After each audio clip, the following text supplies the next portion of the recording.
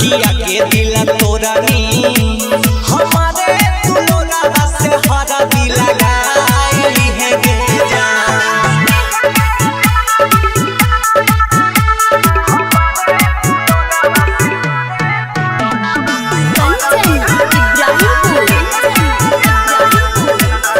Radhika recording studio Saharsa.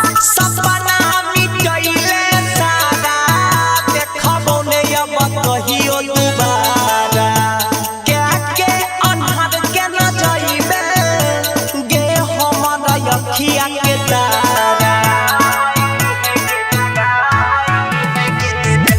सपना मिटइले सारा देखबो ने अब कहियो दुबारा क्या के अन्हार के न जाइबे गे हमारा अखिया के तारा।